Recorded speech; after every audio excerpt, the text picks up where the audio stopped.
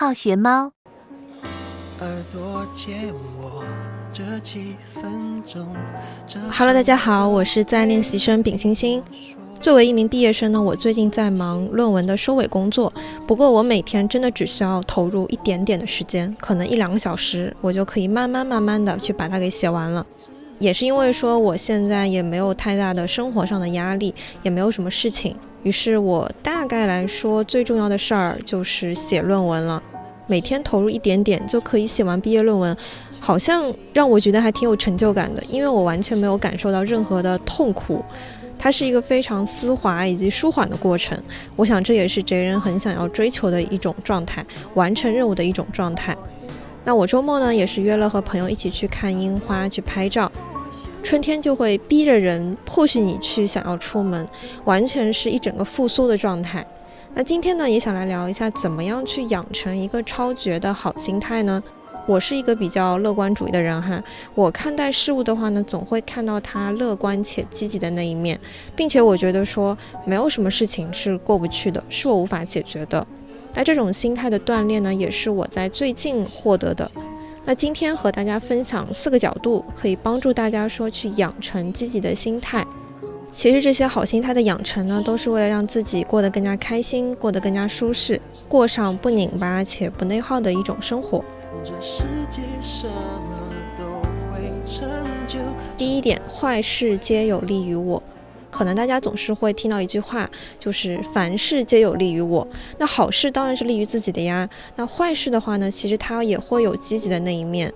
不如我所愿的那一些事情，反而可以更加让我懂得去珍惜那一些平常的当下。之前我有在节目里面提到嘛，我有在2月份的时候爆发了非常严重的新冠，之后我还引起了身体上面的炎症，导致我在2月份整个经历了3次阴道炎。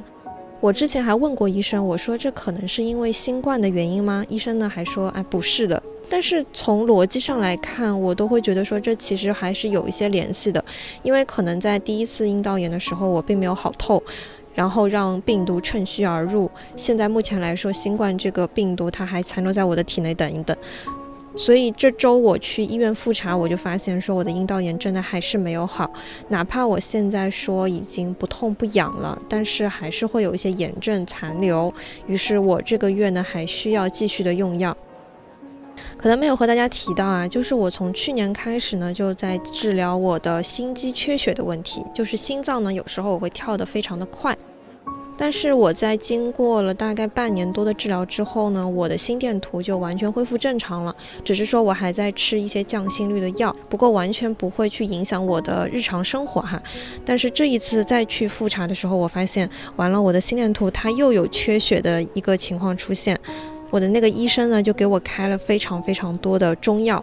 就是一小罐一小罐的，需要你早上晚上还有中午的时候吃3顿。我这个人不是很擅长吃苦的东西，就有些人的话他可能非常擅长吃什么苦瓜呀之类的，但是我一吃中药我就觉得哇，它这个味道实在是太刺激了。我现在喝它的话呢，我就是会把鼻子捏起来，然后整个憋气的状态把它中药给吞下去，咽下去的时候也是憋气的，之后呢再多喝1-2口的水，把那个味道给淡掉之后，我再敢去呼吸。刚刚也有提到嘛，我的阴道炎还没有好，然后在一开始的时候医生就提醒我说，你之后要控糖，你不能吃甜的，在之后的生活当中也要进行控糖。这其实对于一个甜食爱好者来说是非常大的一个打击。那我之前呢误以为说他的意思是我在治疗期间我不能吃甜的，那如果我治疗好了，我也没有什么不舒服了，那我就可以继续的小小的吃一点。我也和我妈妈商量好说，我1个月的时候呢可能吃个1次到2次的奶茶，所以我在上个月的时候确实是这样子执行的。但是我在去复查的时候，医生和我说他可不是那个意思哦，他其实建议是能别吃就不吃甜的。他说奶茶这个东西它其实本身没有什么罪过，奶和茶我都可以吃，但是就是糖不能吃。那我在想说，一个无糖的奶茶我喝它还有什么意思呢？还不如不喝。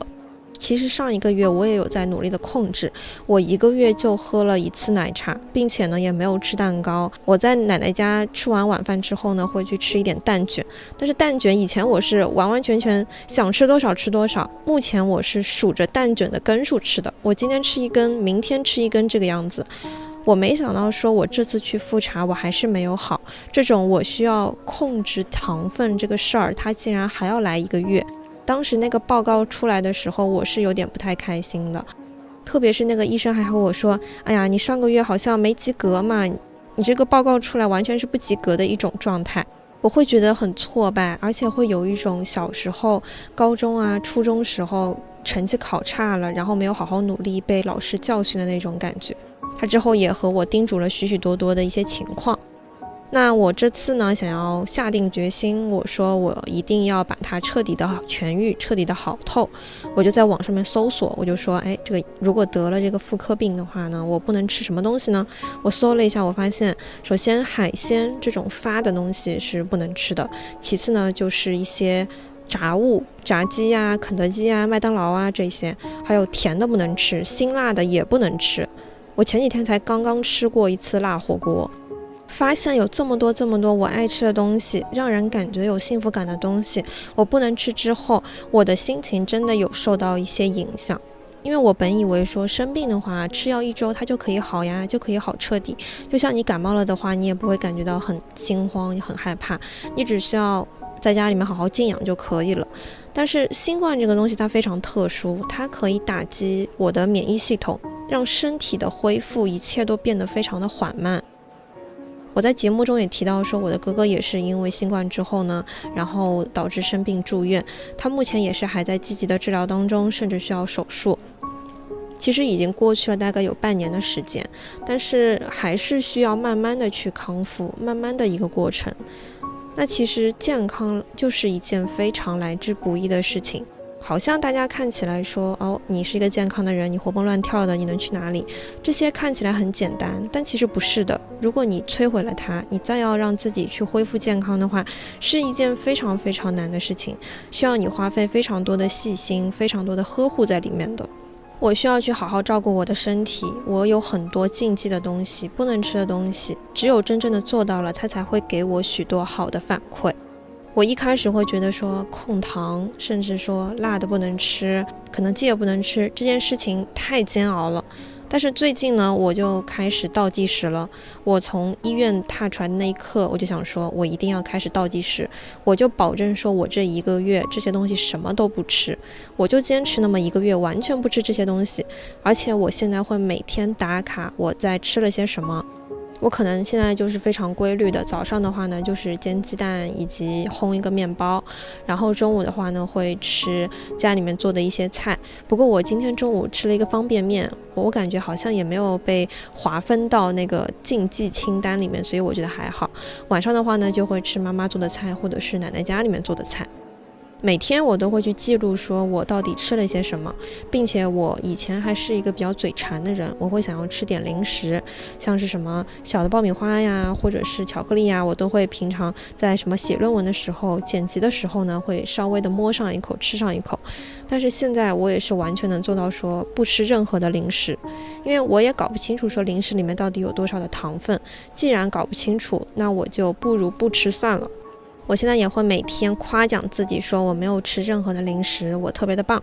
那本来我其实非常的难过，因为我的很多快乐都是建立在这些垃圾食品上面的。我是一个非常爱吃甜食的人，我之前去济州岛的时候就是完全靠甜食而获得快乐的。济州岛真的有非常多好吃的东西，好吃的小蛋糕，好吃的小面包，还有冰激凌啊、炸鸡啊，这些东西都是世间的珍宝。我这次4月份的时候又要去济州岛了，但是我为了达到自己这1个月的目标，我可能就不能吃这些东西，并且海鲜也不能吃，这会导致我整个行程都会有一些小小的受限制，但是也没办法嘛。高中的时候我也是特别喜欢吃这些甜食和垃圾食品的人，但是我现在呢却因为生病而不能吃，我会觉得很沮丧。沮丧的点会在于说，为什么我会得新冠呢？为什么这种病会到我的头上，而且我治疗了1个月竟然都没好呢？这些可能是一些负面的情绪，负面的一种心态，但是我们都可以去转变自己的一个心态，把它去变为说，我可以去每天积极的坚持打卡，它是一件可以看得到头的事情，我就会觉得我只要坚持这么个1个月了，我应该是可以帮助自己好好恢复的，这就是我的一个盼头。如果说我1个月之后呢痊愈了再去复查的话呢，我就可以完全毫无顾忌的继续去吃我以前喜欢吃的东西，我就奖励给自己去医院对面的商场里面去买一杯奶茶喝。我想这种感受，这种愉悦感肯定是非常像以前上海大家都在家里面封在家里的时候，你第一次喝到一杯奶茶的那种快乐感是差不多的。我目前呢就是非常珍惜我的健康，因为健康它可以让我做任何我想做的事情，可以去吃我任何爱吃的东西。自由其实就是建立在我的身体健康这一情况之上的，因为失去健康其实是非常容易的，我们要去维护它，我们要再获得它的话，是一件很漫长很艰难的一个过程。于是在这种平凡的当下呢，我们更应该去珍惜自己的健康。而这一次得新冠并且在爆发了一些炎症的这一种情况呢，可以更让我去知道说这一些坏事的发生，我需要去保持警惕，并且去进行反思。例如我现在反思的点就在于说，如果我最近治疗了一些像是牙痛啊等等这些问题，我在大姨妈前的几天就一定要戴口罩，尽量减少外食，在自己免疫力差的时候要保护好自己。那在最近呢，我也开始开展了一些比较轻柔的运动，因为我被心脏科的医生去禁止了去做那些有氧运动啊等等，我就开始做一些比较轻柔的瑜伽。去做瑜伽呢，也算是去帮助我恢复身体、恢复免疫力的一个手段吧，我也觉得是非常好的一件事情。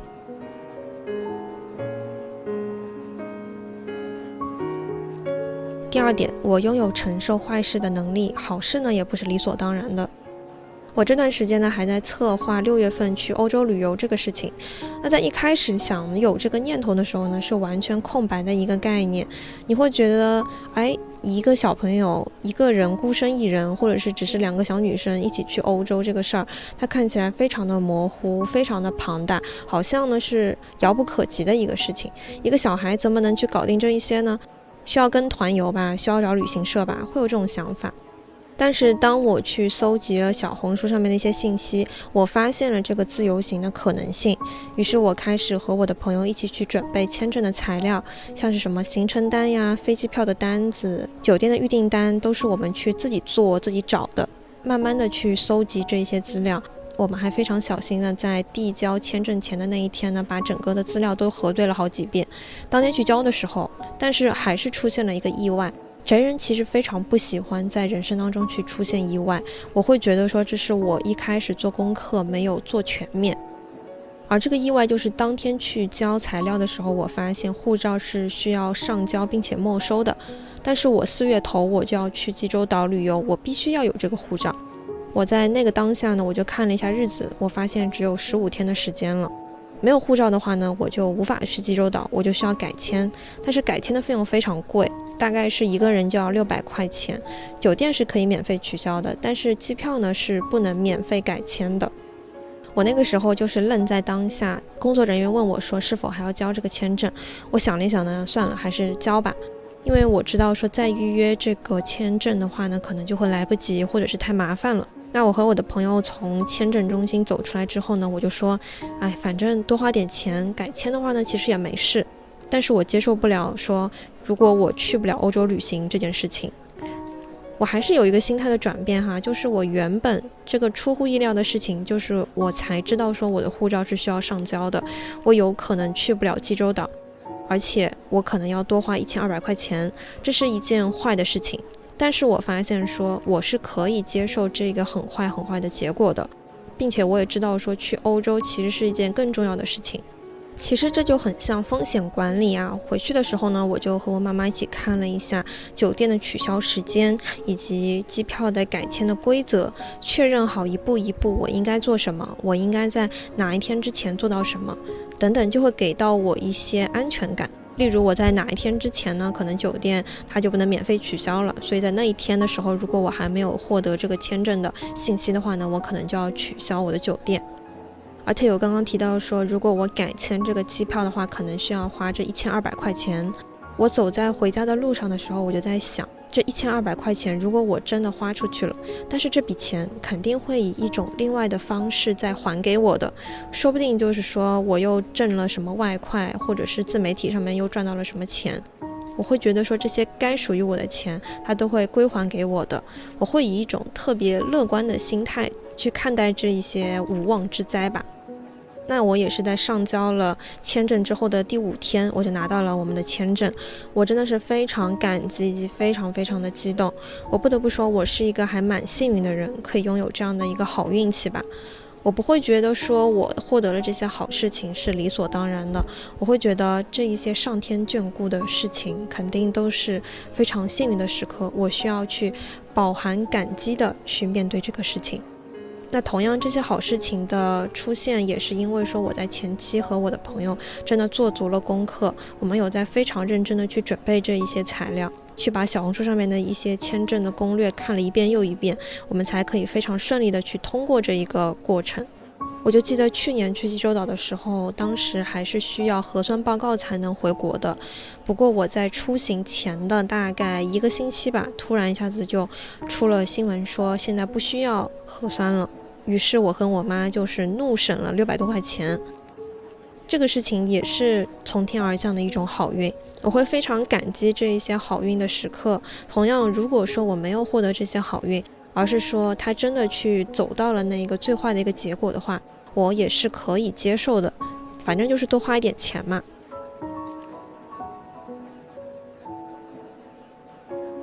第3点，放低期待，接纳生活的一切。很多人对于生活感到崩溃的点就是在于说，我不能接受我变成这样，我不能接受这一个结果。有些人可能考研失败了，他就会觉得哇，我的人生玩完了，我也不知道我下一步该怎么走。但是考研失败了也不代表说你的人生就这样终结了呀，你依旧有非常多的选择，只是看你敢不敢冒险的去走。那我自己找工作的这一条路呢，也是非常的坎坷的。我在大热天的跑了大大小小的招聘会，并且网上投递简历投了几百份。在11月份的时候呢，我拿到了我的第1个 offer， 也是我当时唯一的一个 offer。在互联网上面的很多人，他其实在10月份的时候就已经完成了面试，并且拿到了非常满意的许许多多的一些 offer。我在那个时候也是挺焦虑的吧，我会觉得11月份了也没有工作这件事情。而我拿到的那个 offer 呢，是有关于某一个银行的客服岗位，好就好在说它是有编制的，并且呢待遇还不错。那很多人可能会觉得说，你作为一个大学生，你既然现在只是去做客服，那也太可惜了吧，好像只拿到了这样一个结果，是挺失败的一种秋招的结果哎，这可能是一件坏事情。但是我记得我在那一天是坐在教室里面去获得这个结果的。我在教室里收到了那个 HR 姐姐的微信，我会觉得非常非常的开心，因为这是我从8月份到11月份忙碌下来的第一个成果，说明我自己是可以拥有赚钱的能力的，并且可以去让自己吃得饱穿得暖的能力的。我不用去做那些体力的劳动，我就可以去获得金钱。而且我并不觉得说客服这个岗位有哪一些不好的，因为我知道说优秀的人在哪里他都可以做好的，只要你有这一份心，你就可以做好任何你想做的事情。那我也可以说在未来的时候努力的转岗去我想要去的一些部门和岗位。那我能接受说自己去背负这样的一些坏的结果。其实我一开始秋招的时候，我的心愿是进入500强的外企做一名管培生，但是到头来好像我只捞到了一个银行客服的岗位，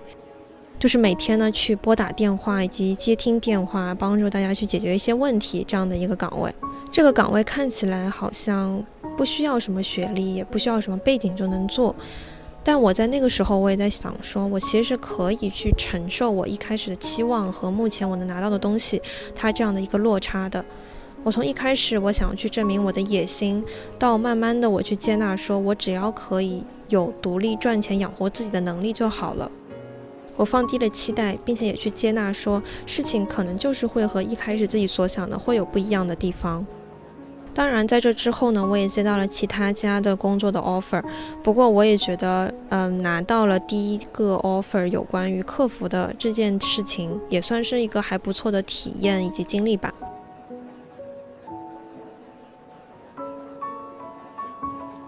第4点，多看自己拥有的，少想自己没有的。很多人心态崩的点就是在于说，你时常会看到自己没有的地方，并且就会想，凭什么我会没有呢？我实在是很可怜呢。原生家庭这个问题，它其实困扰了我很久。我自己呢，是爸爸妈妈在我10几岁的时候，他们就离婚了。但那个时候我还小，4、5年级嘛，我就希望我的爸爸妈妈他们可以像小时候那个样子，能一直陪着我。但是现实就是他们做不到这个事儿。我在那个时候就会非常羡慕原生家庭美满的人，也很希望说我的爸爸妈妈可以回到以前他们陪伴我的那种状态。但是现实呢，是达不到我的这种想法的，并且永永远远的也达不到。于是我总是定期的感到崩溃，感到很难过，也让我变成了一个比较缺爱的人。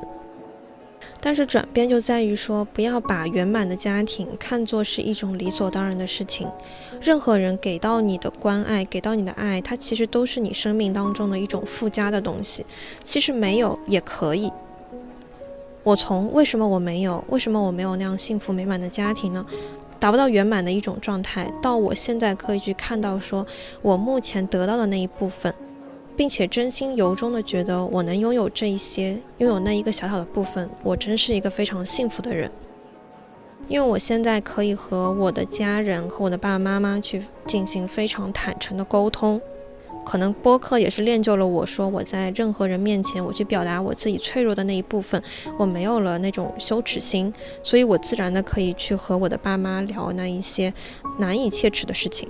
那我们3个人呢都是 ISFJ， 就是非常会倾听，也非常情绪稳定，很能提供情绪价值的人。那我也非常感激说我能在此时此刻可以拥有爸爸妈妈的一些关心和疏导。当下的我就会觉得我很幸福呀。我如果出现了问题，我就可以和我的家人去进行及时的沟通，并且可以获得力量。而且我的妈妈会做饭给我吃，有时候会在下午的时候问我想不想吃水果，想不想吃苹果。我如果说想吃的话，她在之后的5分钟之内就立刻的会给到我的手边。这些都是我在生命当中额外获得的一些爱和支持。我不再去看说为什么我拥有不了100%完美的家庭，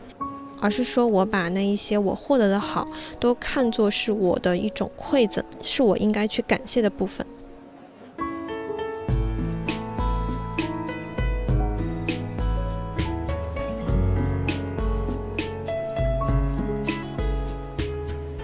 那以上就是本期节目的全部内容啦。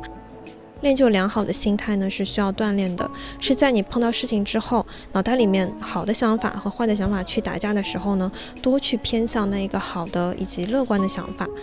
我不知道你们信不信玄学哈，他们会有说到一个想法，就是说当你认为这件事情可以变好的时候，它就真的有力量去变好了。前几天呢也看到一段不是很心灵鸡汤的版本哈，讲关于如何去转运的，和大家分享一下。转运的好方法呢，就是脚踏实地的去解决问题，有病就吃药，准备考试就看书，而不是去喝什么下午茶。改变不了当下的处境，喝完茶回来之后发现钱没了，但是事情还在。我们要让自己拥有解决事情的能力，接受不确定性的一种心态。那也祝大家呢可以乐观的去面对生活。好学猫